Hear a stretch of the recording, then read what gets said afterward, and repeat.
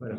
Maintenant, donc, je m'adresse non seulement à vous qui êtes présents ici, mais aussi à toutes les personnes qui nous suivent en vidéoconférence pour vous présenter donc Monsieur Philippe Martial qui est un des plus anciens membres de notre société historique, un de nos plus anciens membres de notre conseil d'administration, a bien voulu nous présenter la personne de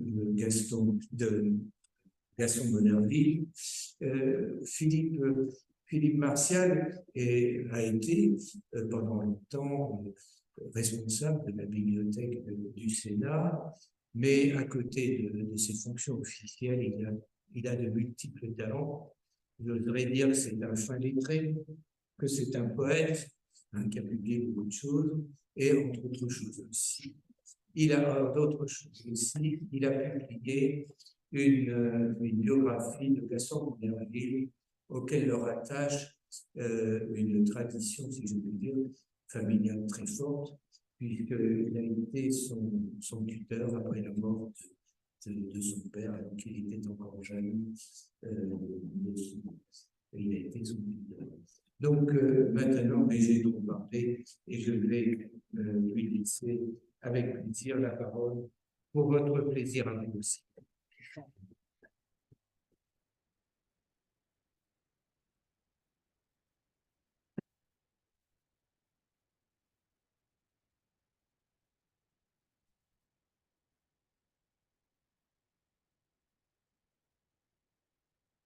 Alors, d'abord, une précision. Je n'ai pas écrit de biographie de Gaston Monnerville. En revanche, ce Jean-Paul Brunet, éminent professeur, a écrit 400 pages dans lesquelles il exploite toutes les archives, soit que j'ai moi-même déposées au Sénat, mais surtout qui sont aux archives nationales. Il y a au moins 400 cartons. Je ne vous étonnerai pas si je vous dis qu'actuellement, à écouter les journaux et les conversations, la classe politique est plutôt déconsidérée. Alors justement, je voudrais vous parler de quelqu'un qui fut une véritable exception, Gaston Monnerville. Alors déjà, c'est avocat. Un avocat, ça ne fait que parler. C'est au Parlement, on ne fait que parler. Quand la guerre éclate en 1939, Monnerville n'est pas mobilisable parce que la loi sur l'organisation de la nation en temps de guerre a décidé qu'au-delà de 40 ans, les parlementaires savent beaucoup mieux dans la Assemblée plutôt que au fond des tranchées. Alors, Monnerville a passé son temps à discuter contre Hitler et il entend bien défendre ses idées, les armes à la main. Et on prend donc Daladier, prend donc un décret de loi qui autorise les parlementaires depuis 40 ans à s'engager, ce que fait immédiatement Monnerville.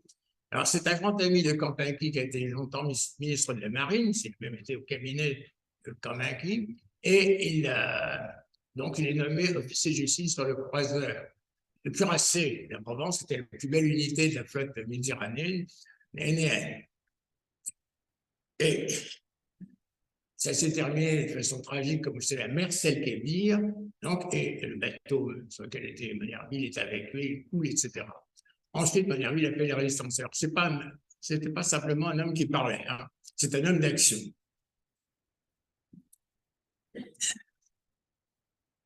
Quand on a, après Monnerville, créé une société de ses amis pour défendre sa mémoire, j'ai vu avec surprise des gaullistes illustres s'inscrire.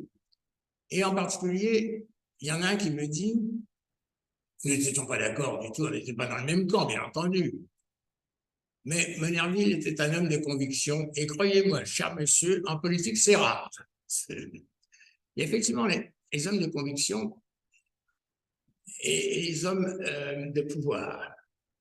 L'homme de pouvoir, qui est assez fréquent, c'est celui qui veut être toujours dans les premiers rangs. La formule, c'est jouer un grand rôle dans les grands événements. Les hommes de conviction, c'est assez différent. Eux, ils défendent des idées. et parfois même au péril de leur vie. Ce sont les gens qui sont contre l'esclavage, pour le droit des femmes, et qui sont contre le racisme, etc. Ce ne sont pas toujours ceux qui réussissent.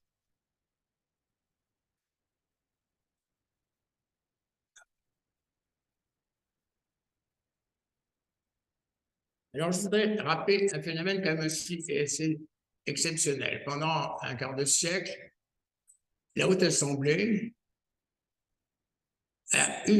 s'est donné comme président un homme de couleur et de couleur foncée. Il y avait presque tous, à l'exception d'une dizaine d'hommes de couleur, ils élisaient un homme de couleur. En plus, sa manière de vie, il ne cachait pas qu'il était plutôt à gauche, et un Sénat en majorité de droite l'élisait quand même sans arrêt. Je crois que ces deux faits sont à l'honneur de la Haute Assemblée.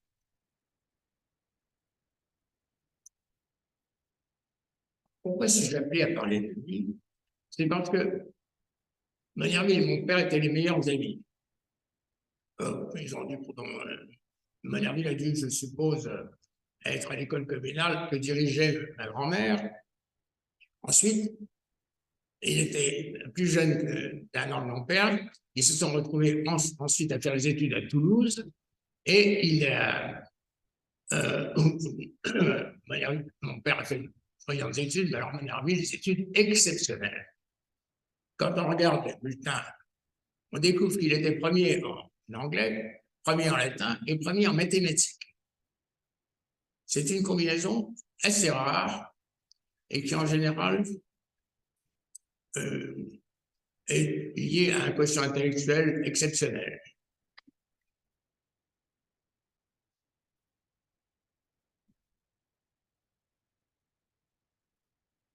Alors, Magnarville disait que j'étais son neveu. Et puis, suivant, je me rappelle un banquet où à ma place, c'était marqué Monsieur le neveu de Monsieur le Président. En fait, on n'avait pas de rapport de famille et il me présentait aussi comme son filleul. Alors, j'étais baptisé en Indochine par l'évêque de Rançon. On n'avait pas demandé à Magnarville de se déplacer. Mon père a choisi tout simplement son supérieur hiérarchique, le général Sorel.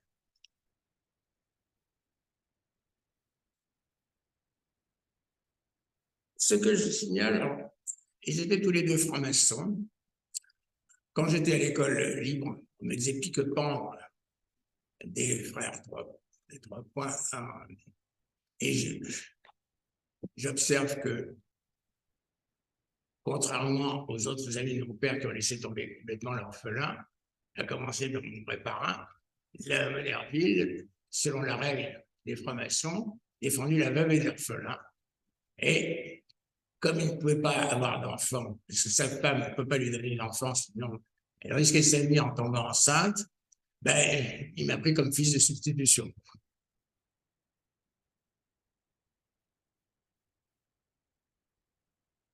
On comprendra.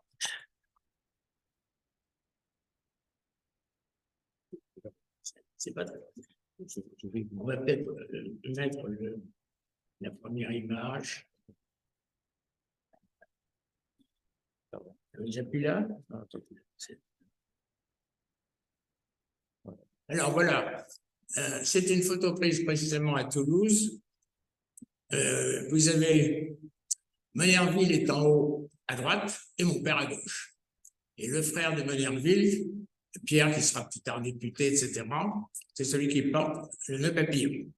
J'avoue que je n'ai jamais très bien su quelle était l'identité du quatrième. Alors, maintenant, je vais essayer de parler présenter le caractère. Bon, je vous apprends rien en disant que Magnarville était un homme de couleur et de couleur foncée, mais ça a joué un grand rôle dans son existence. En général, les Noirs n'évoquent la race que pour décrire, pour punir l'esclavage. Magnarville, c'est tout à fait différent. Il rappelle d'abord qu'il est descendant d'esclaves, mais c'est surtout parce qu'il veut évoquer Victor Schœlcher, le grand libérateur qui a affranchi en 1848. Et il disait, Machiavel disait, ne suis pas un exemple vivant de l'égalité des races que la France érige en principe. Bon, quand il disait qu'il descendait de l'esclave, c'était un peu exagéré parce qu'il y avait des nobles du côté du père. Ben, et Machiavel n'est pas né dans la case de l'occultum. S'il y a un mythe, au fond, dans cette personnalité, je crois que c'est la figure de l'esclave libéré. Il faut bon, la loi, c'est quelque chose d'important, ça peut libérer. On peut changer la vie par un texte légal. Et alors, cette origine a certainement déterminé un parti, celui de prouver à soi-même et aux autres qu'un descendant de Noirs peut devenir le plus civilisé des hommes. Il construira sa personnalité sur ce destin, être exemplaire. Il illustrera ce type, le sang mêlé boursier méritant, il se condamne à la perfection. Alors, je rappelle, il est né le 2 janvier 1997 à Cayenne, où ses parents, quoique martiniquais, sont établis. Son père fut victime d'une canaillerie politique qui va marquer profondément Machiavel.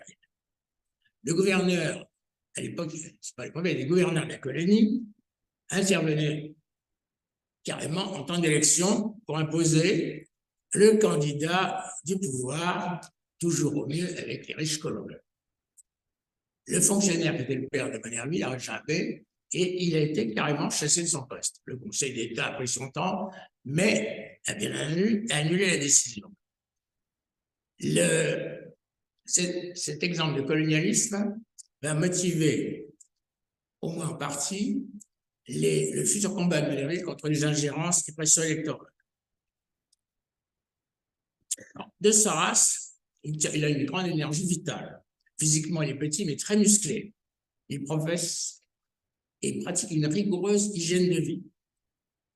Exercice, régime alimentaire strict, horaire surveillé, il se couche tôt et par système refuse des invitations à dîner. Il se dresse le soir que pour le théâtre et l'opéra. Jusqu'à un âge avancé, il ne prend pas l'ascenseur. Il naît jusqu'au cerveau, donc Machiavel sait que cet organe exige une gymnastique permanente. Alors, il l'entretient avec soi, il lit beaucoup, il écrit un nombre incalculable de lettres. Résultat, une longévité et une lucidité exceptionnelle.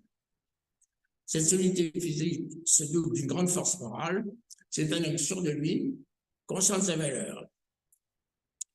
Dès l'enfance, autorité et volonté s'affirment. L'on devient ce que l'on croit être. Paul Valéry se résumait en quelque sorte par un pessimisme tout contredit d'activité. La formule convient parfaitement à Machiavel. L'homme clairvoyant, la plupart du temps, s'effraie de mesurer les périls. L'intelligence recommande le maximum de réserve. D'être capable de voir le pire dans les activités humaines ne décourageait nullement Machiavel, de au contraire. Il débordait d'énergie, il fallait un terrain d'action.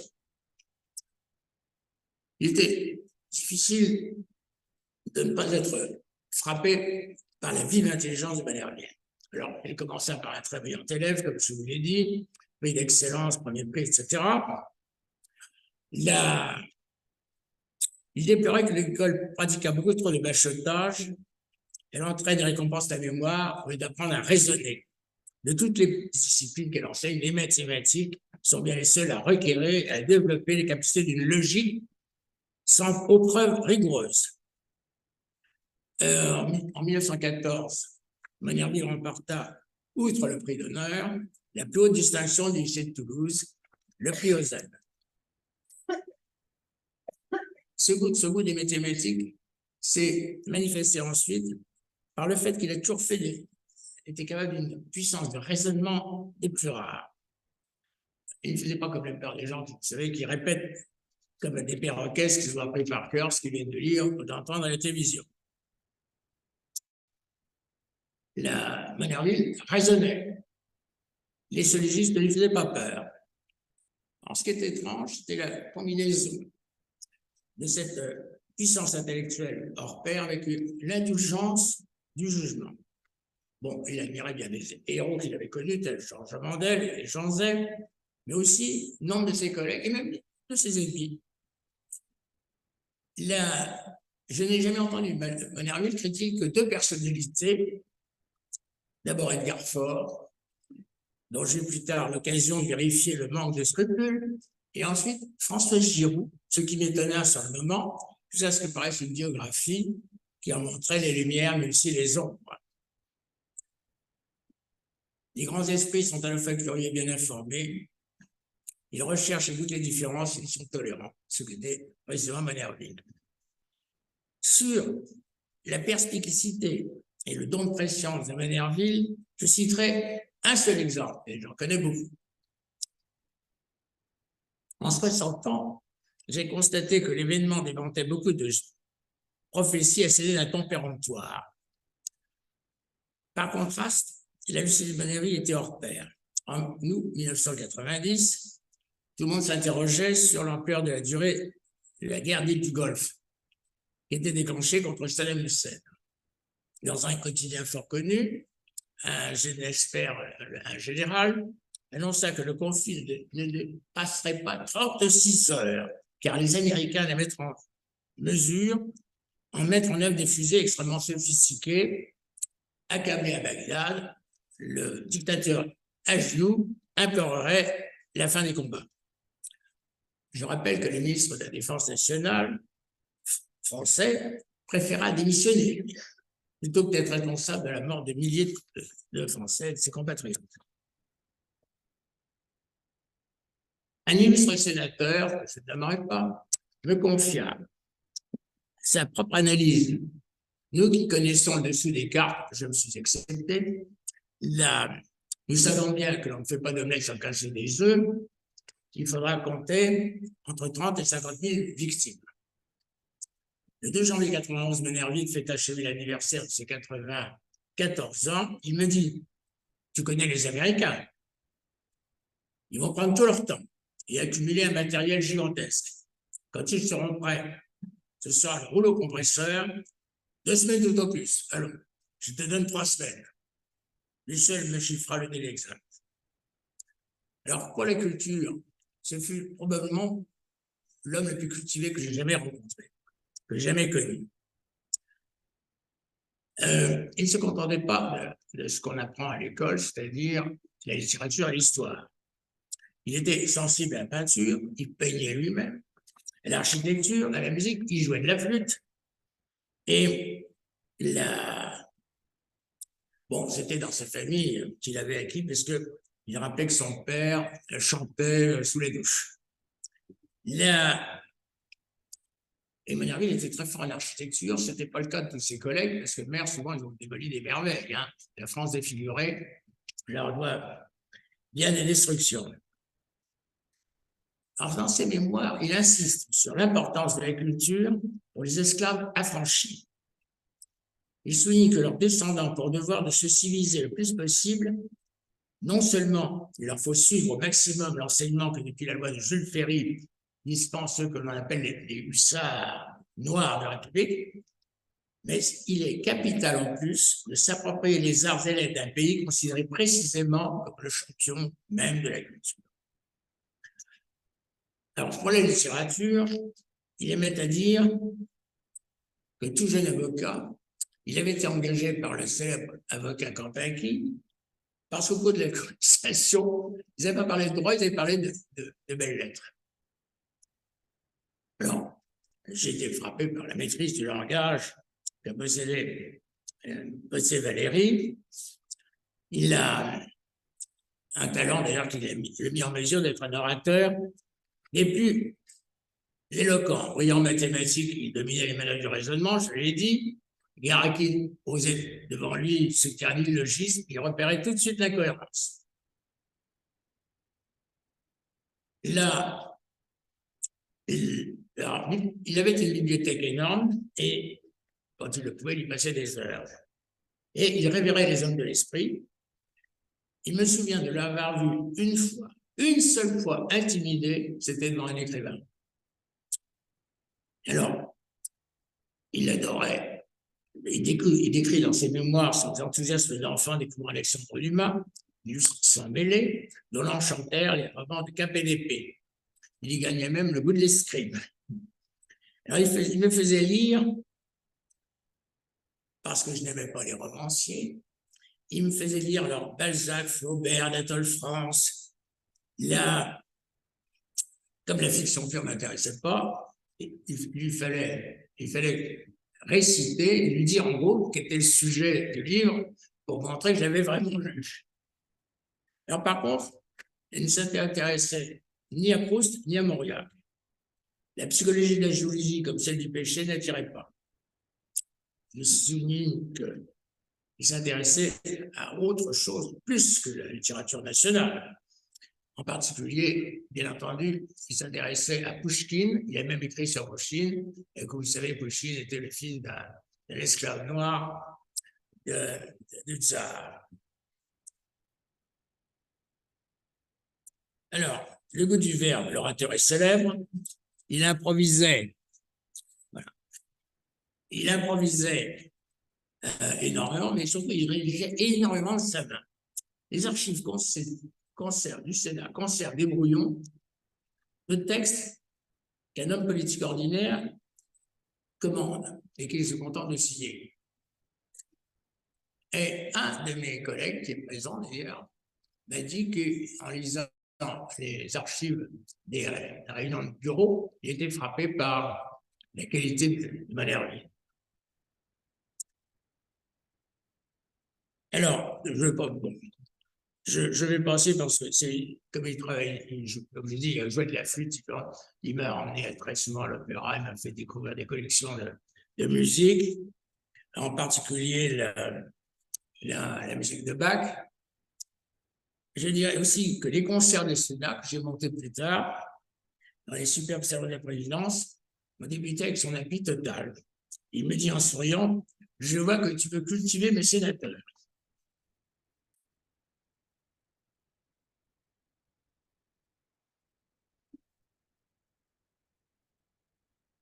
Alors, sur la philosophie intime, je commencerai, si j'ose dire, par le silence. Malherbe n'éprouvait aucune angoisse métaphysique, en tout cas pas d'inquiétude à vous. Nulle curiosité pour les questions toujours ouvertes qui tourmentent les humanités. C'est qu'il dédaignait les pensées sans efficace, les problèmes insolubles et vains. Très jeune, il écarte de sans preuve les mythes religieux, les croyances conformistes qu'on acquiert au contrat, parce que j'appelle une contagion de proximité. Il n'était pas ces esprits classiques qui sont catholiques dans les pays catholiques, mais seulement dans les contrées musulmanes. Il n'était pas fasciné non plus par les philosophes dans les spéculations prétendent répondre à une demande métaphysique, car pour lui, une philosophie, ce n'est pas l'ontologie, mais un corps de principes guidant l'action. Donc, c'est un homme d'énergie, plus que de méditation, il lit Alain et non Bergson. Quant à la croyance pure, Malherbe est agnostique au sens propre du terme. Cela dit, un jour, il me dit, c'est quand même, tu vois, je ne suis pas croyant, mais les deux personnes que j'admire le plus, c'est l'abbé Grégoire et le nom, la nonne, je vais peut-être retrouver tout à l'heure. Pardon? La mère Jaoué. Et la mère Jaoué, exactement. Alors, la pensée politique elle-même, c'est le culte du droit et celui de l'action. Le culte du droit, pour Malherbe, le droit civilise. Malherbe n'est pas un ingénu, c'est que le monde est dur et sauvage, que les puissants écrasent les faibles. Il sait aussi comment la civilisation est le contraire de la barbarie. Le droit garantit l'arbitraire contre l'arbitraire et les abus. Il corrige le pur rapport des forces. L'obligation juridique discipline l'animal humain. Le droit libère. J'ai donné tout à l'heure l'exemple et suppression de l'esclavage, l'abolition de l'esclavage. D'où, chez Monnerville, une véritable mystique du droit.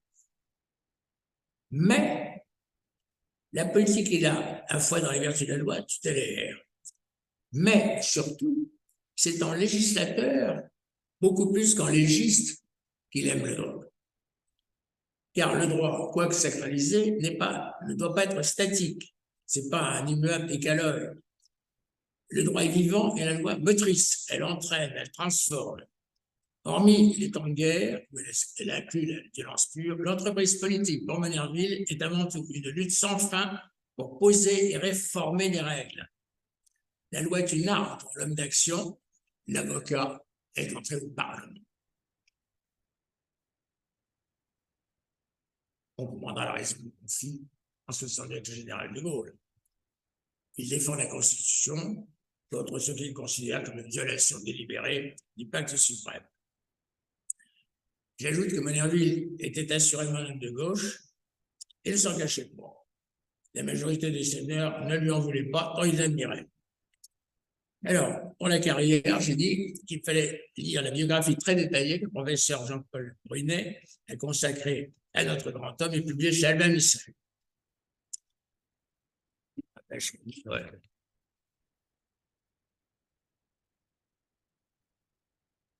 Le temps est loin, vous improvisez. Sans papier, maintenant, je suis obligé de lire des notes.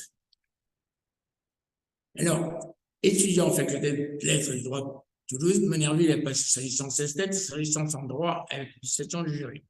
Il a reçu docteur en droit et il en soutenu une thèse sur l'enrichissement sans cause. Il obtient la médaille d'or à l'Extra de Fraudier, etc.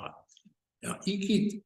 Alors, après avoir été avocat à Toulouse, il s'inscrit en 21 barreau de Paris, entrant dans le cabinet du célèbre avocat César Campanqui, dont il est, pendant 8 ans, le principal collaborateur. Alors, il est reçu au concours du secrétaire de la conférence des présidents, il est élu président de l'Union des jeunes avocats à la Cour de Paris, il plaide plusieurs grands procès, et surtout, à l'âge de 34 ans, en 1931, il devient célèbre dans ce qu'on appelait l'affaire Galmo. À Cayenne, il y avait une émeute provoquée par une fraude électorale en 28 et la mort suspecte de l'ancien député Jean Galmo qu'adorait la population. Le procès, impossible à Cayenne parce que tout témoignage était contradictoire. Alors le procès est délocalisé à Nantes, avec des gens très célèbres à l'époque, Alexandre Fourny, Zéphaès, Henri Torres. Monnerville est sur leur défense. Sa plaidoirie est tellement extraordinaire que les jurys se prononcent pour l'acquittement, à l'étonnement général. À la suite de cette affaire, les Guyanais lui demandent de se présenter contre le député sortant, celui qui était à l'origine du scandale, Lautier. Et une majorité considérable élu député radical de la Guyane en 1932. Je vous fais remarquer que la carrière est complètement atypique. D'habitude, vous savez, on commence par être conseiller municipal, puis maire, puis conseiller général, etc.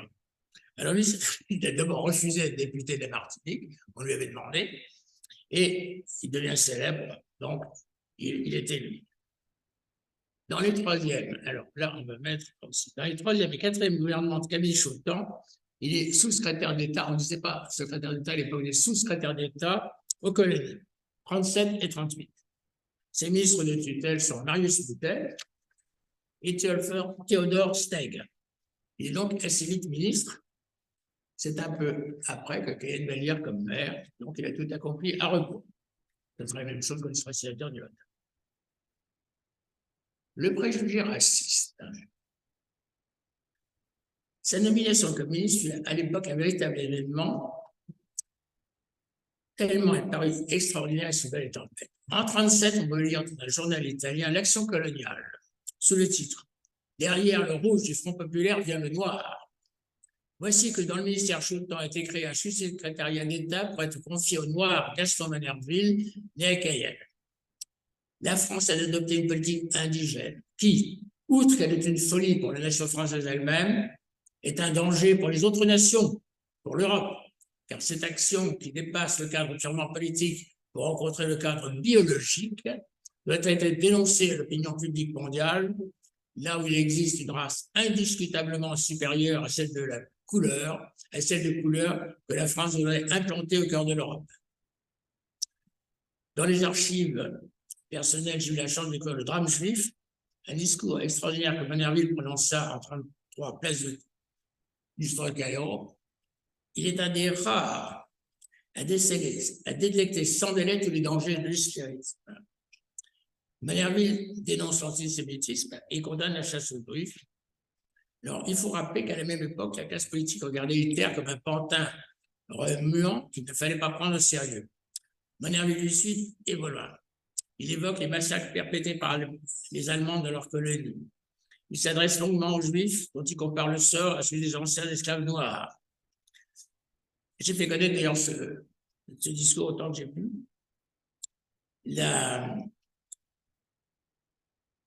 C'est l'exemple d'un combat résolu contre les préjugés antisémites, un préjugé dont malheureusement, il faut reconnaître qu'en ce temps-là, il régnait largement en France. Je me souviens de tout ce que j'entendais pendant la guerre.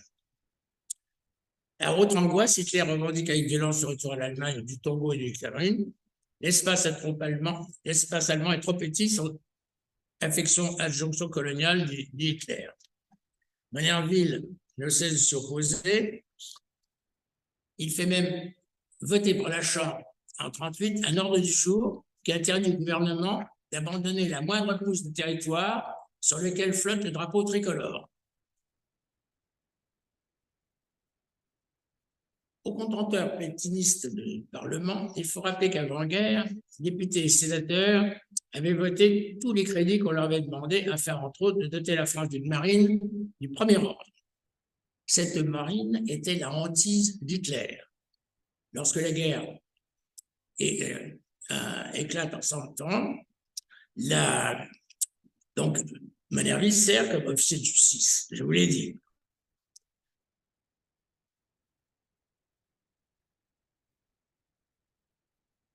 Durant toute cette croisière, Manerville tient un important journal de bord, un manuscrit de 80 feuillets que j'ai eu quelques mal à transcrire, illustré de nombreux croquis d'une sorte de reportage photographique. Il souligne jour après jour tous les traits marquants de la carrière. Le samedi 15 juin commence par ces mots. Ils entrent à Paris et il souligne les salauds, il faudra qu'ils le paient plus tard. 25 juin, il souligne la phrase suivante. C'est vraiment la pensée de Manerville. L'Empire seul peut sauver la France. Et il ajoute qu'elle se met à l'œuvre pour aboutir à la formation réelle, économique et douanière de l'Empire. Alors, il y a plusieurs pages avec des photos consacrées à Marcel Kébir, c'est le 3 juillet 40. Il faut rappeler que Hitler redoutait la jonction de la flotte française à la Royal Navy. Le prix qu'il consentit fut la zone libre. Une clause de l'armistice disposa que la flotte des armées ne serait pas livrée aux puissances de l'Axe. Ce que Hitler redoutait, c'était que le gouvernement français fasse comme d'autres gouvernements, il rallie Londres en entraînant la flotte. En sens inverse, bien entendu, la Grande-Bretagne redoutait la jonction. Là, ce qui est intéressant, c'est qu'il y a eu un témoignage de Manerville qui montre qu'il y a eu une confusion épouvantable à ce moment-là. Le négociateur de la flotte anglaise, le capitaine Holland, transmettait à l'amiral Jean Soule, l'amiral de la flotte, des propositions anglaises. 3 solutions. Rallier Gibraltar, c'est-à-dire la Grande-Bretagne, se saborder ou rejoindre une zone française éloignée, hors de portée des Allemands et des Anglais sous le port des Antilles. Là, apparemment, à Mercel-Kébir, les officiers d'un certain rang étaient tous instruits de la solution martiniquaise. Or, Pétain, apparemment, on n'a rien su. On n'a pas su qu'est-ce qui s'est passé dans les transmissions. Monnerville n'a jamais raconté dans ses mémoires ce qu'il m'a raconté sur les allusions racistes et vexatoires qu'il a connues comme homme de couleur, moi comme officier de justice. Et il m'a dit que non, il était silencieux sur le sujet parce que les six chefs de marine étaient pour lui des techniciens de grande valeur et il ne voulait pas leur causer du tort. D'autant plus que souvent, ils ont été condamnés à la libération.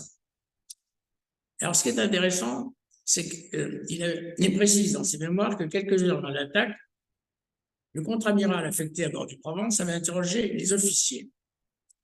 Monnerville avait critiqué l'ultimatum anglais, mais approuvait l'idée de rejoindre la Grande-Bretagne. Le contre-amiral répliqua « Mais vous ne voyez donc pas, monsieur, que ce sont les Juifs et les francs-maçons de Londres qui veulent à tout prix détruire la flotte française. » Monnerville est démobilisé le 17 juillet 40, donc il n'a pas pu prendre part à la fameuse séance à Vichy qui a accordé les pleins pouvoirs constitutionnels, seulement constitutionnels à Pétain. Il ne pouvait pas faire partie des fameux 80 parce qu'engagé, il était encore sur les drapeaux et que le gouvernement s'était bien gardé de le convoquer. Alors, bien décidé à continuer la lutte, parce qu'on disait la France est vaincue, elle est vaincue à Lille, mais pas à Alger, elle est victorieuse à Fort-Lamy. La Cambacqui, le service de la marine, quand elle mis de marine, ils embarquent avec 28 parlementaires sur le Messia, qui apparaît le 21 juin, et arrive à Casablanca 3 jours après. Pétain ne manque pas de se venger, considéré comme mobilisé en tant qu'officier. Pierre Mendès France, Pierre Viennot, Alex Vizère et Jean Joseph sont arrêtés, rapatriés et traînés devant le tribunal militaire pour des actions devant l'ennemi. Les autres parlementaires sont autorisés à regagner la métropole. Daladier et Georges Mandel, entre autres, sont alors accusés d'être responsables des faits et jugés au cours de ce que l'on appelle le procès de Riom. Procès dont on oublie trop facilement qu'il fut suspendu parce qu'il tournait à la confusion des maréchals. La gauche avait survolté les crédits, c'était Daladier qui, au nom de l'orthodoxie budgétaire, les avait hérités. Alors, démobilisé, Monnerville s'installe à Marseille en zone libre. Il retrouve Cambacqui, son ancien patron.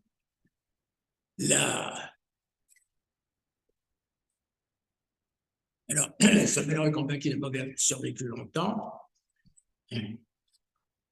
mais sur son lit de mort, il évoque Churchill en qui il voit le sauveur du monde libre. Monnerville est allé à Vichy protester contre les premières mesures discriminatoires qui frappent les Juifs, les Arabes, les hommes de couleur. Alors, le maréchal répond de façon évasive ou délatoire. Dès les premières réseaux de résistance constitués, Monnerville entre en contact avec le capitaine Chevance, il adhère au mouvement combat. Quand en novembre 1942, les troupes nazies envahissent la Moline, Monnerville rejoindra les partis de la résistance avec lesquels il a dénoué très étroit. On va peut-être montrer. Voilà. Alors ça, c'est ce qu'il est. Oui, je vous l'ai dit, il est officier de justice sur le cuirassé, la Provence. Là encore, oui, les immenses canons. Alors voilà, là, il avait pris le pseudonyme de Saint-Just, qui était le nom de son oncle. Alors, je peux dire, il a participé à pas mal d'opérations. En tout cas, il sera titulaire de la Croix de guerre, 39-45, et de la Rosette de la Résistance, et de la Légion d'honneur militaire. Sur cette période, Monnerville évoquait, j'évoque quand même un souvenir. Il n'a jamais parlé de ses exploits, il a toujours évoqué ceux des autres. Et une réflexion explique ça. On ne se vante pas de ces faits de résistance. Il faut bien voir que les vrais clandestins, les purs et les durs, ont pris tous les risques, et ils sont morts. Le 3 juin 1944, le Comité français de libération nationale se transforme en gouvernement provisoire de la République française sous la présidence du général de Gaulle. Alors, l'Assemblée se réunit d'abord à Alger, ensuite à Paris au Palais du Luxembourg, à partir du 7 novembre 1944. La résistance désigne Monnerville pour y siéger, et la Guyane les lie ensuite à la première constituante. Vous savez que le premier projet a été repoussé, il était monocaméral, ce qui et Monnerville était partisan effectivement des bienfaits du bicamérisme. Le 2 juin, il est réélu en Guyane. Le 13 octobre, le nouveau projet de constitution est adopté. Il institue une seconde chambre, le Conseil de la République et le suffrage universel à 2 degrés, mais ces prérogatives sont réduites à un simple pouvoir d'avis. En 1946, il se présente naturellement comme député à l'Assemblée nationale, dans des conditions parfaitement scandaleuses. Il est battu par René Jaffard, dont vous connaissez d'ailleurs l'indélicatesse. Le samedi veille de l'élection, un tract abondamment répandu dans les rues de Cayenne disait « Le franc-maçon Monnerville va supprimer toute subvention aux églises ». Le lendemain dimanche, à la messe du matin, les curés ne manquèrent pas le conseil de bien voter. Ce qui est remarquable aussi, c'est que le docteur Richard Farr, frère du nouveau député, fut tellement scandalisé qu'il rompit avec lui et se proclama ostensiblement un indéfectible partisan de Monnerville. Ce dont je peux témoigner, tant j'ai vu 2 fois le docteur audacieux à la présidence. D'être élu ne porta pas chance à Richard Farr, il périt noyé dans la chute d'un avion qu'il avait fait hacher par le département. Alors, Monnerville a craint ce moment d'être accusé par les Jacques Fardistes d'avoir ménicancé cet accident. Il y a eu chance, pas d'émeute. Monnerville offre donc le cas curieux d'un politique qui a un échec électoral cuisant va propulser au premier rang de la scène politique. Les monnervillistes de Cayenne trouvent aussitôt une solution pour le repêcher. La Constitution a mis en place le Conseil de la République, le Conseil électoral, chargé de désigner les conseillers, est très largement monnervilliste. Il paraît que, quand son absent, sans son avis, ils imitent sa signature afin d'enregistrer officiellement sa candidature et l'élisent le 15 décembre 1946. Au lieu de reprendre son métier d'avocat, ce qu'il avait prévu, il réintègre le Parlement. La nouvelle Assemblée se réunit au Palais du Luxembourg. Alors, un premier bureau définitif est élu le 27.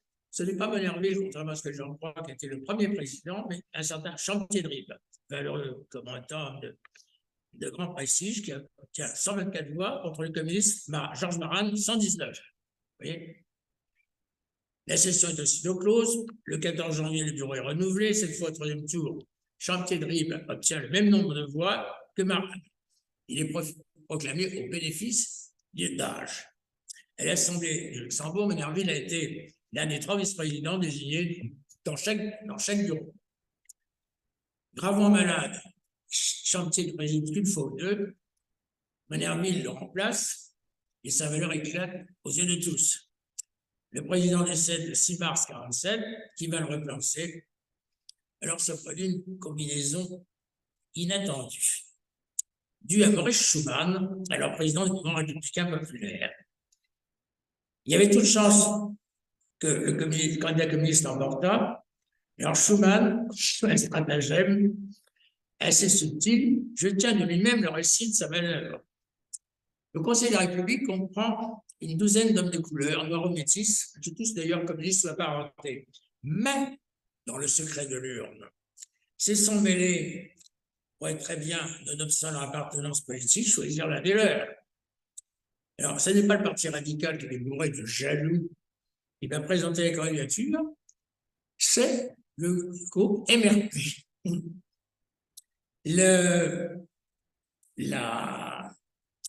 Et bien finalement, Monnerville est élu, manifestement, avec les voix supplémentaires des gens de couleur. Alors, il faudrait lire le discours de remerciement que Monnerville adresse au Conseil de la République le 21 mars 1947. Alors d'abord, à gauche, il est écouté avec réticence parce qu'il dit « Notre Assemblée n'a pas de pouvoir, donc la politique nous est presque interdite. » Les communistes apprécient pas. Puis, ça suggère de s'imposer par la qualité des propositions soumises au verdict de l'Assemblée nationale. Alors ça, c'est déjà un hommage à la qualité des conseillers eux-mêmes, qui s'estiment capables du meilleur. Alors, les conseillers, déjà, applaudissent sans restriction. Et la présidence annonce la fusion montée en puissance du Conseil, qui ne manquera pas, en fin de compte, de recouvrer les prérogatives prestigieuses de l'ancien Sénat.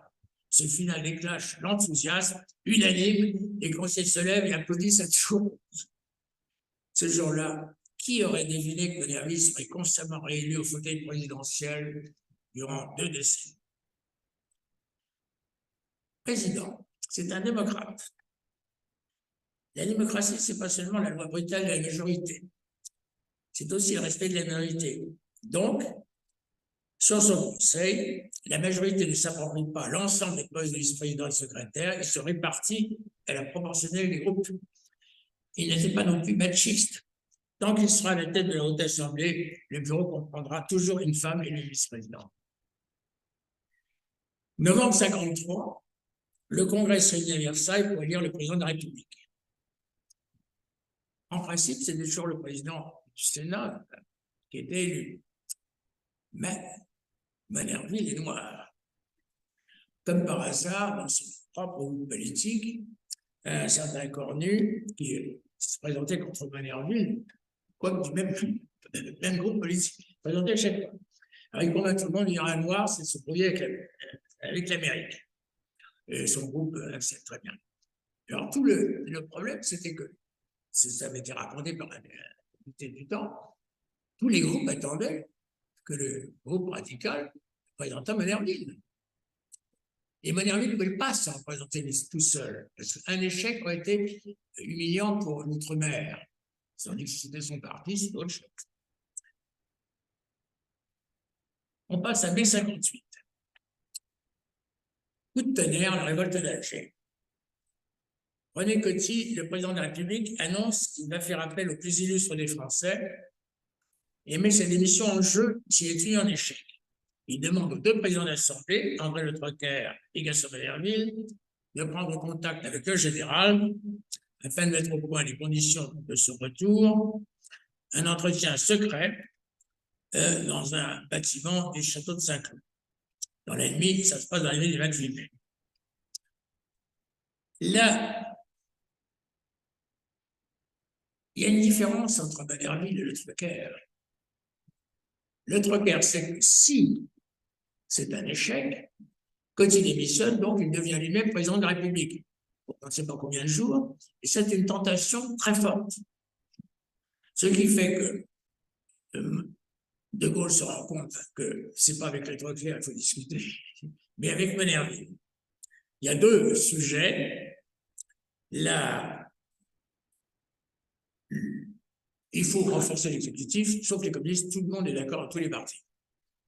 Le deuxième sujet, c'est Manerville qui lance l'Empire, l'Union française. Alors, le général fait semblant d'approuver Manerville et il invente même, c'est peut-être qu'il invente le terme de communauté.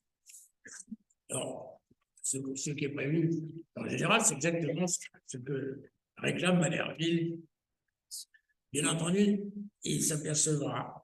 Alors, Manerville approuve le projet constitutionnel de la 5e République, bien qu'il écarte les principes classiques de la vie parlementaire. 3 ans plus tard, Manerville aura compris que le général l'a joué. De Gaulle est décidé à se débarrasser de la communauté. L'urgence est de se doter de l'arme atomique.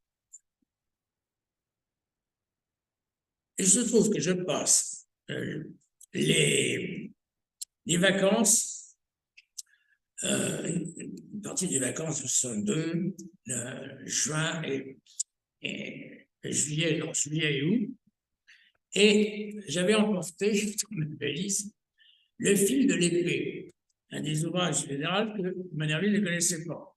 Donc on peut dire que c'est le manuel machiavélique du parfait ambitieux. Je ne suis pas sûr que c'est diminuer les soupçons du président du Sénat. Là, alors, le problème, ça va être 1962, quand le général pour ce référendum, utilise l'article 11 de la Constitution contre l'avis du Conseil d'État de l'ensemble, sauf un des juristes.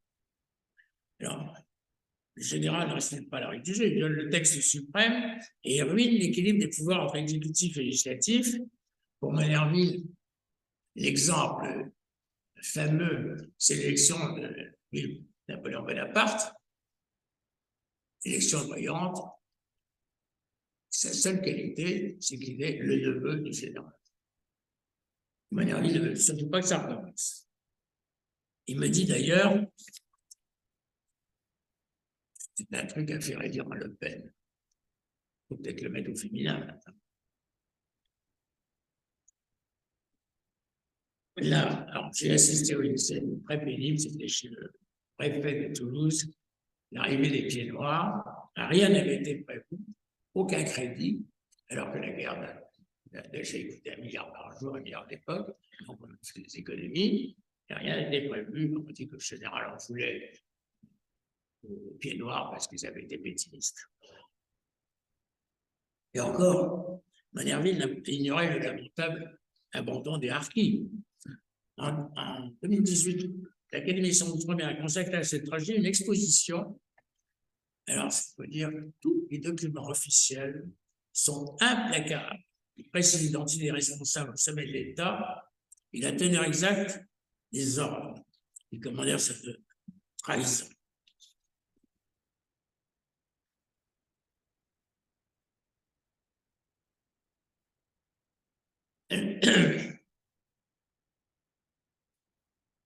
Le 22 août, nous allons pêcher la truite saumonnée dans le lac élevé dans le lac artificiel des Monts-Cenis.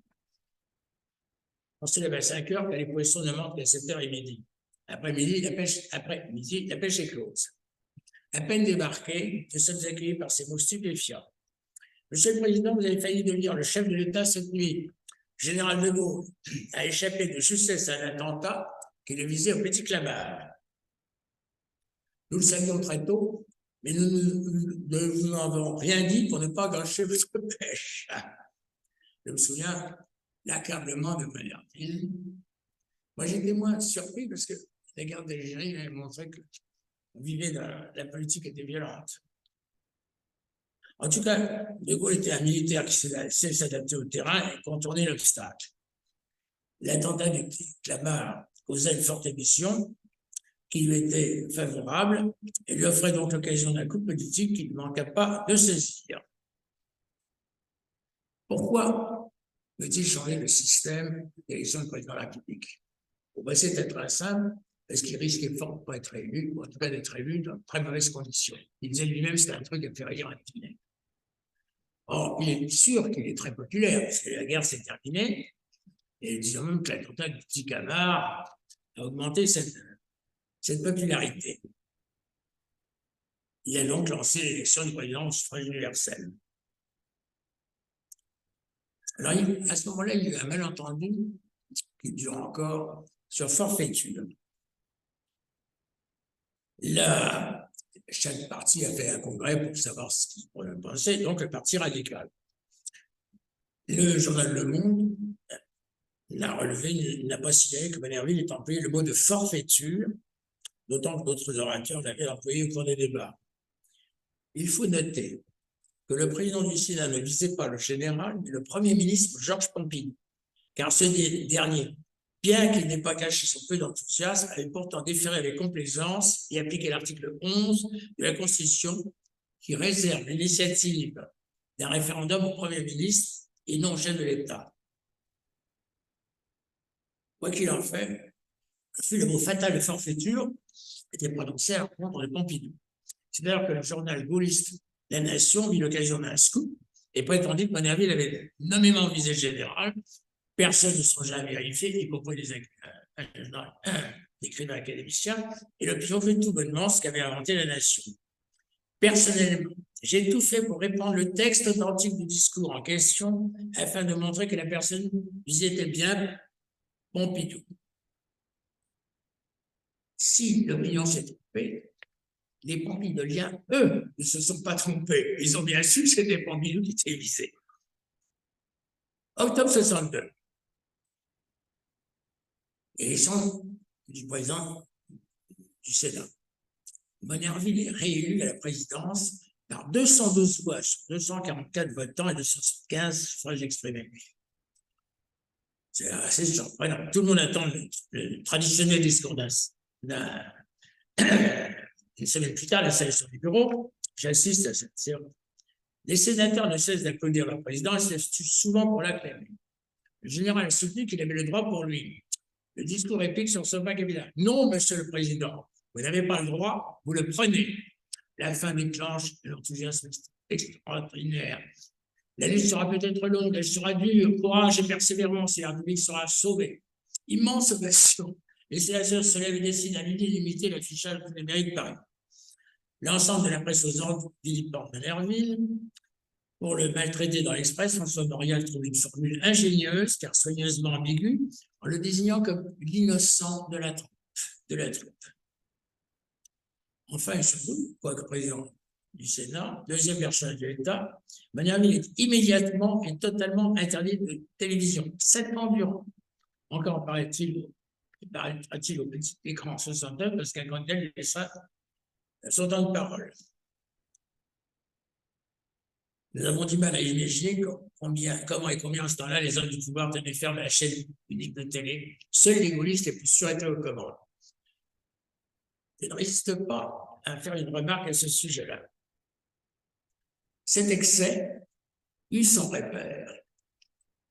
Lors de l'élection présidentielle de 1965, le public découvrit tout soudain des politiques inconnues, telles que le Canuet et Marcellus, et entendit des arguments jusque-là cachés avec le plus grand soin. La nouveauté ne manqua pas son effet, et la surprise générale de Gaulle ne fut pas élue dès le premier tour, et même au second, Mitterrand obtint 45,5% des suffrages. Le gaullisme se révélait moins fort, on l'avait toujours connu. Là, je ne sais pas s'il faut évoquer la rancune et les mesquineries du général. Se croyant attaqué par le Gaulle, de Gaulle a su une vive rancune. Il décida que Monnerville n'exista pas, aux obsèques de René Coty, il évita de serrer la main. Les invitations officielles de cérémonie débutaient par la formule suivante: le bureau du Sénat, sous la conduite d'un vice-président, est invité. Le bureau désignait Mme Cardot, vice-présidente, assurait qu'elle risquait de la vanille. L'amusant, c'est ce que l'on m'a raconté est vrai, serait que, remerciant le chef de l'État, Mme Cardot s'empressait d'évoquer Monnerville dès le début de son allocution. De son côté, Matignon ne manquait pas de s'informer sur qui présiderait la séance du jour. Si c'était Monnerville, le ministre compétent s'abstenait de venir lui-même défendre le projet de loi. Il était remplacé par un secrétaire d'État, choisi parmi 3, toujours les mêmes, le prince de Breuil, Michel Adet-Delon et Robert Moulin. Le but était clair: montrer aux sénateurs que leur président était dangereux pour la survie du Sénat. Le pouvoir escomptait que la majorité céderait lâchement et ne s'attendait pas à l'échec de ces menaces. En 1962, Monnerville m'avait confié en secret qu'il comptait quitter la présidence en 1965, mais en les circonstances, il décide de la garder. Il s'explique en disant: on n'abandonne pas une telle tribune, ce serait trahir. Contrairement à ce que le pouvoir escomptait en pariant sur la lâcheté humaine, le Sénat a réélu son président contesté au premier tour, avec seulement une bonne majorité. Le sénateur, alors, il y avait des tas de combinaisons pour remplacer Monnerville, présumé des faits. Et là, le sénateur Bourgoin avait exposé sa nature, il m'a dit: il est de Bordeaux, les Parisiens ne vont pas vouloir. Là, alors, ce qui est frappant, c'est que la moitié des sénateurs méprisaient les menaces générales de la Haute Assemblée. Cela signifie que la moitié des sénateurs ont voté contre leur propre intérêt. Comme il fut dit à l'époque, mourir pour mourir, les sénateurs ont choisi de mourir debout. Il me semble que l'élection d'octobre 62 est tout à l'honneur de la Haute Assemblée. Déchaînés à partir d'octobre 62 contre un opposant d'un rang si élevé, les gaullistes décidèrent de tout faire pour le discréditer. À cette fin, il se mit en quête de découvrir dans les salles publiques et privées quelques actes déshonorants, quelques honteuses vilaies. Bref, quoi que ce soit de scandaleux qui ruinerait ses fâcheurs redoutables. Ils fouillèrent partout les emprunts. Il ne trouvait absolument rien à lui reprocher moralement. Le président du Sénat était quelqu'un de bien, un grand monsieur. Cette déconfiture des coulisses donne une leçon, et la preuve la plus éclatante soit de la probabilité de l'intégrité de notre héros. Nous sommes absolument assurés comme que sa conduite fut irréprochable. Comme on murmure, ce n'est pas le cas de tous les hommes politiques. Le 29 mai, le général disparaît, comme vous savez, dans le coup de théâtre. Normalement, le président du Sénat assure l'intérim, bien entendu, il n'y en a pas été question. Septembre 68, Manerville annonce en séance publique qu'il a décidé de quitter la présidence du Sénat et donc, à la rentrée d'octobre, il ne voudra pas les suffrages de ses collègues. C'est parce que le général on a annoncé un référendum, on risquait que les pouvoirs du Sénat seraient diminués. Manerville ne voulait surtout pas être la cause de l'échec du Sénat. Alors, il y a un candidat, Pierre Garrix, qui a pensé s'imposer. Il avait manqué la majorité aux 2 premiers tours. Et il entendait être l'agent intermédiaire qui réconcilierait le Sénat avec le général de Gaulle. Roger de Manerville, ce ralliement annulerait 6 ans d'un dur combat. Il a gardé énormément de relations amicales avec ses collègues, rien de plus facile que s'entendre discrètement avec eux sur une solution inattendue. Au 3e tour, il présente la candidature du président du Parlement européen, Alain Poher, quelque peu surpris du choix. Il le faut lire au 3e tour. Poher sait à qui il doit son élection, il n'a jamais manqué de le rappeler. 69. Le général décide un nouveau référendum dont la fin largement affichée d'abaisser le Sénat. Alors, de Gaulle se retrouve avec 2 présidents contre lui, l'ancien et nous. C'est une mauvaise affaire. Alors, Manerville m'a prédit la défense en avançant 3 raisons. J'ai peur que ce soit un peu trop long. Peut-être. Bon. Ah ben, mais bon, la première, les Français ont été choqués par le vive Québec libre que De Gaulle a proclamé au Canada. Ils ont vu un signe inquiétant de l'âge. Le deuxième, le général s'en est pris aux Israéliens. Il qualifie de peuple d'élite, sûr de lui-même et dominateur. Manerville dit quelle imprudence, les patrons juifs de la presse française voient De Gaulle d'un mauvais œil. La troisième, elle n'avait pas la moindre idée. Le général déplaît aux puissances d'argent. D'abord, il est un farouche partisan de l'action et de l'intervention de l'État. Il est colbertiste. À ses yeux, ni le marché ni la bourse ne doivent peser sur le gouvernement. La politique de la France ne se dit pas à la corbeille. Et même, j'apprends le pire, De Gaulle caresse depuis longtemps une idée dangereuse, il préconise la participation. Il souhaiterait ainsi que les syndicats ouvriers soient plus et mieux représentés dans le conseil d'administration des entreprises. Une telle hypothèse donne des sueurs froides à l'ensemble des patrons. Par ailleurs, il sait très bien que Georges Pompidou combat tant qu'il peut l'idée saugrenue du général et se pose discrètement en champion du libéralisme pur et dire, libéré de tout frein. Ces observations de Manerville me dessinent le proche avenir et le remplacement du général par Pompidou.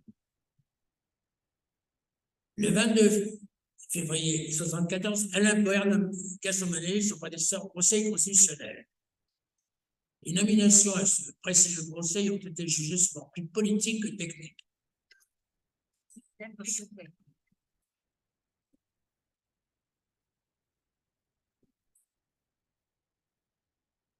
J'apprenne à servir de mon appareil pour le bloquer.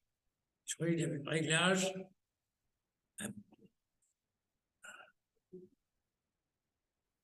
Bon avion. Bon avion.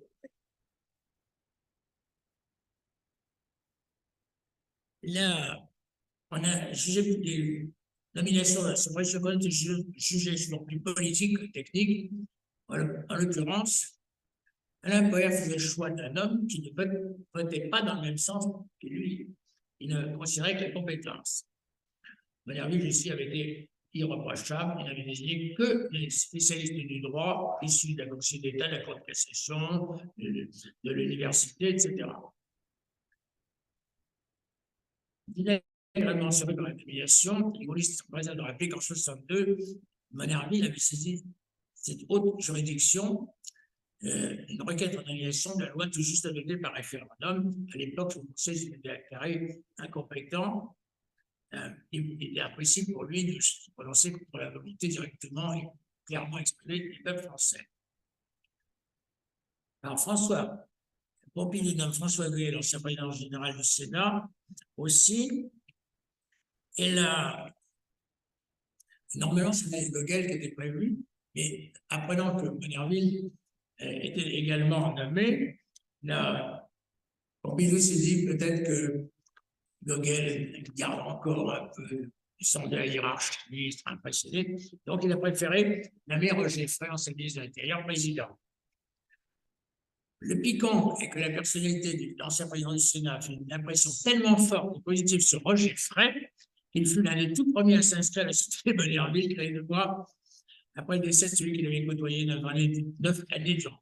À peine désigné, Monnerville annonça que dans son état de juge, il ne prononcerait plus un seul mot sur la politique, et bien entendu, est à parole.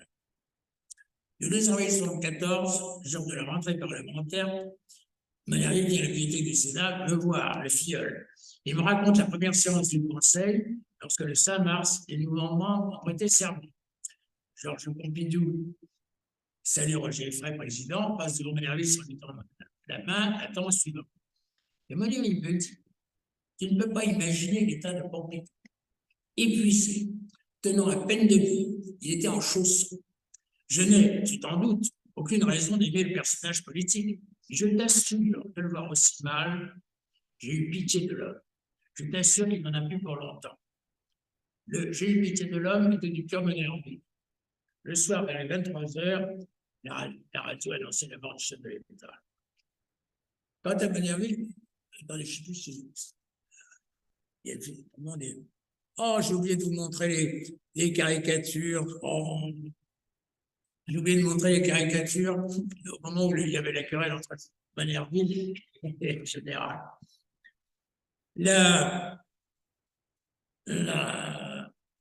En fait, Monnerville est atteint d'un cancer en 91. Je vois un malade épuisé qui ne marche plus, etc. Il me téléphone un vendredi matin, il m'annonce qu'il se sent beaucoup mieux et qu'il va reprendre sa correspondance. L'ancien secrétaire général du Sénat, François Guel, est par hasard dans mon bureau. Nous nous réjouissons tous les deux de cette bonne nouvelle. Et là arrive sur épi, annoncer la fin.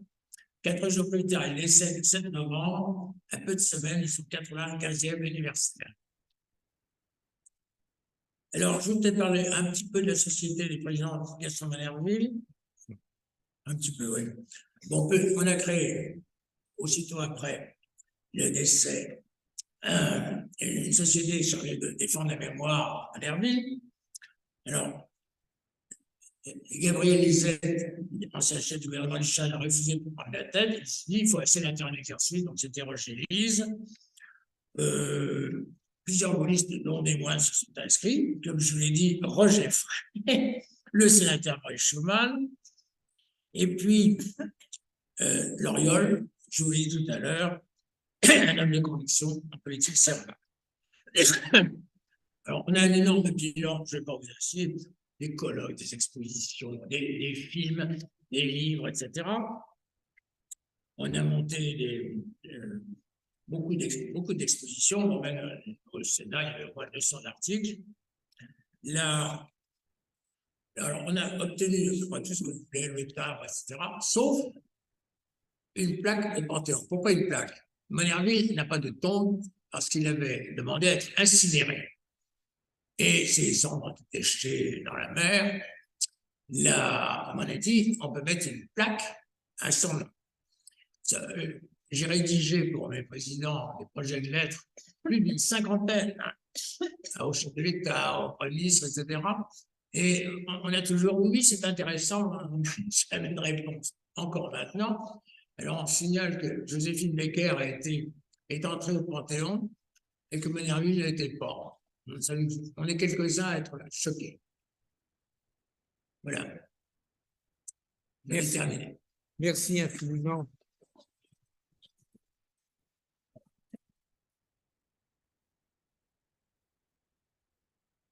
Merci infiniment pour cette évocation très, en même temps, très personnel. Et donc, très. C'était pas très long. Non, non, c'était bien.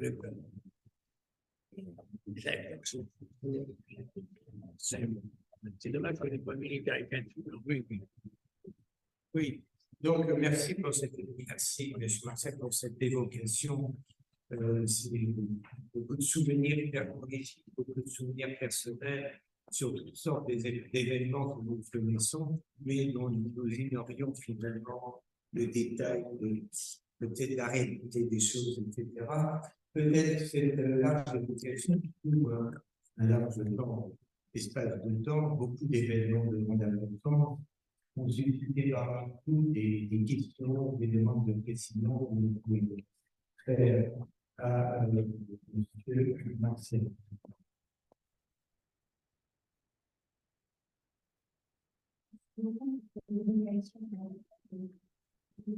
C'est un événement très peu croisé. Je voudrais savoir, vous avez parlé de sa correspondance très abondante. Est-ce qu'elle est publique? Est-ce qu'il y a un projet de publication? Excusez, madame, est-ce que vous pouvez vous rapprocher? J'ai pas de mauvaises oreilles, j'ai beau être appareillé, je n'entends presque rien. Je voulais savoir si la correspondance de Monnerville est publiée ou s'il y a un projet de publication. Alors, non, elle n'a pas été publiée, d'ailleurs, elle est aux archives nationales. D'accord, merci. Une autre question. Je précise que Mme l'archiviste pendant combien d'années à Cayenne? 16 ans. Donc, elle connaît bien la ville. C'est possible. Pardon? Je précise que Mme Bruno était archiviste pendant 16 ans à Cayenne. Oui. Archiviste départemental. Alors, il y a sûrement à Cayenne des documents, puisque Monnerville a été député de la Guyane pendant une dizaine d'années. Il y a sûrement des documents. Voilà. Bon, et s'il n'y a pas d'autres questions, comme le temps c'est un peu avancé. Ah, il y a une question au fond. Est-ce que vous voulez vous approcher, monsieur? Je pense que j'aurai la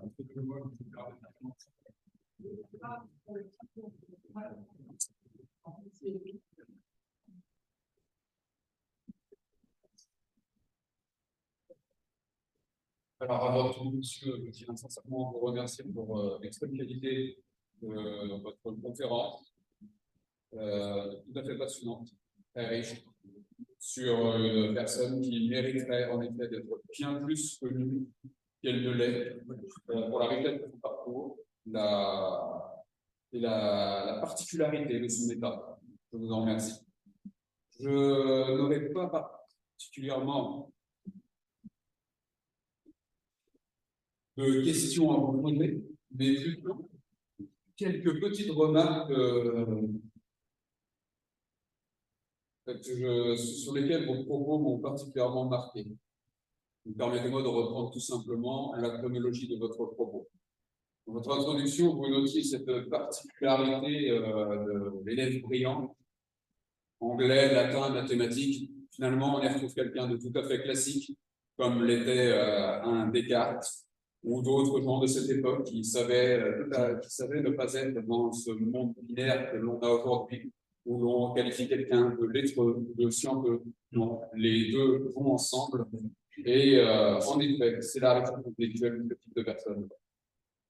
Ensuite, j'ai particulièrement apprécié la profondeur de votre propos lorsque vous parliez de ce qui aujourd'hui est si difficile à appréhender dans notre monde du politiquement correct et du vocable, à savoir que pour lui, parler de race n'était pas un problème. Et en effet, c'est bien évidemment la réalité de ces personnes qui existent, et j'en veux pour preuve de nombreuses connaissances, amis et familles de couleur noire qui viennent des Antilles ou d'Afrique, et en effet, qui, contrairement au discours que l'on peut entendre chez nous, n'ont aucune difficulté à parler de cela, et pas, en effet, comme vous l'avez mentionné, sous le prisme de l'unique descendance d'esclaves ou de quête de repentance, mais de manière juste factuelle et prouvant la richesse de l'humanité elle-même. Ensuite, chose un petit peu qui va dans, on va dire, mais là, c'est vraiment le cœur de ce que j'ai particulièrement apprécié.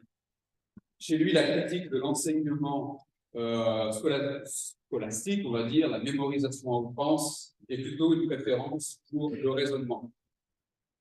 Et vous avez prouvé aussi par votre exemple sur sa vision de 1991 qu'il y avait bien les deux et qu'il est tout à la fois porté sur la profondeur de l'instruction en vue de pouvoir, si la nature l'en a doté, d'une capacité de raisonnement.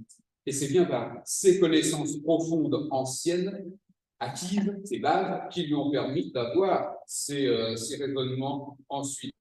Et j'achèverai donc par là avec, puisque la richesse de ce type de personnes est aussi de pouvoir discuter, échanger ou être proche de personnes qui, pourtant, politiquement, ne sont pas du même bord. En 1963, vous avez signalé qu'il fait partie de ces très rares personnes à avoir lu un écrit d'outre-Rhin et avoir perçu le danger, en fait, comme d'autres personnes divergentes. Je nommerai Louis Barthou ou Maurras. Volontairement, je prends ces éloignements politiques, ou Feu Bainville, qui, dès après le premier conflit mondial, voyait ce qui pourrait arriver. Et ça rejoint le propos précédent, ce que j'ai vraiment trouvé dans le cœur de la pensée que vous avez bien mis en évidence, la profondeur de la connaissance, du savoir, de l'instruction, en vue de développer de puissance de raisonnement et donc de prospective sur l'avenir. Monsieur, très sincèrement, je vous remercie pour tous ces apports que vous nous avez.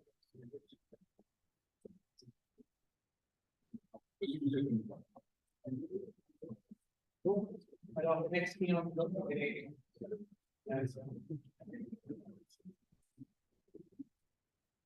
Ça va bien. Vous avez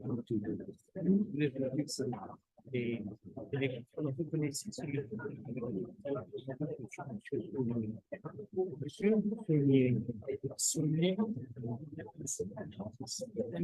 le nom, oui, et je vois pas très bien. Son nom dit quelque chose.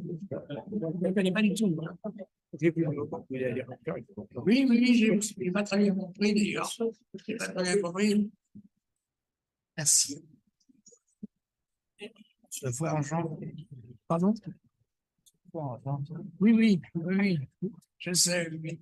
Monsieur, je veux savoir, est-ce qu'on peut trouver le livre de M. Monnerville Pardon? Peut-on trouver le livre de M. Monnerville aux éditions Plomb? Le 22 ans de présidence. Ah, justement. 22 ans de présidence, c'est ça? Oui, mais il y a eu deux. Il y a eu cette envers la veille à très longtemps.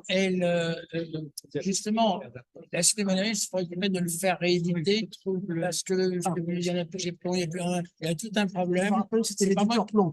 C'est pas moi qui m'occupe de ça, mais je ne sais pas. Non, je ne sais pas.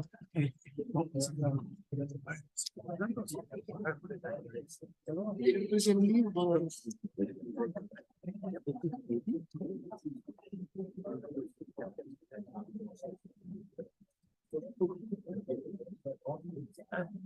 la biographie,